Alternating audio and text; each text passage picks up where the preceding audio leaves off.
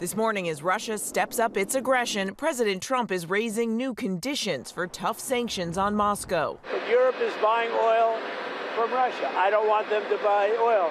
And the sanctions that they're putting on are not tough enough.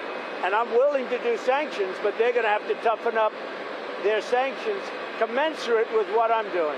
Trump saying he'll sanction Russia, but only if NATO countries do the same, and agree to impose sanctions on China, an unlikely scenario. He's also demanding NATO members stop buying Russian oil and gas. This is, in a way, a bit of an empty threat. For weeks, the president has threatened Russia with economic consequences, but never followed through, blowing past his own deadlines. On Capitol Hill, the pressure growing from some Republicans who say it's time to act now.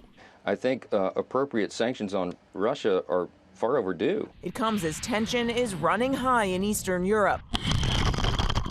Russia and Belarus holding joint military exercises, as Romania Saturday scrambled fighter jets after Russian drones violated their airspace, the second incursion over a NATO country in less than a week. Just days earlier, Poland forced to shoot down more than a dozen Russian drones that crossed into the country's airspace. Trump has downplayed Russia's drone incursion. Could have been a mistake.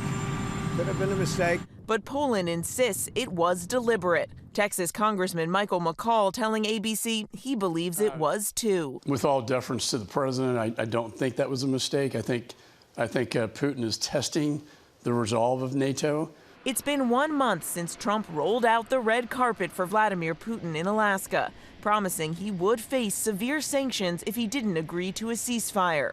Since then, though, Putin has only escalated the war.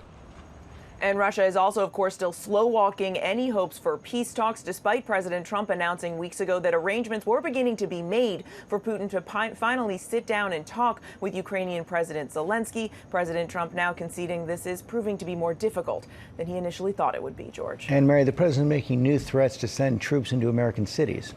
Yeah, the president is once again escalating his use of the military on U.S. soil. This time, though, he's targeting a Republican state, announcing he's going to be sending in the National Guard to Memphis, saying only he can save the city from crime. The Republican governor is welcoming this deployment, but the Democratic mayor of the city says he doesn't need this, doesn't want it, doesn't think it will bring down crime there. Meanwhile, here in D.C., the president is again threatening to declare a national emergency if local police refuse to cooperate with immigration enforcement, George. Mary Bruce, thanks.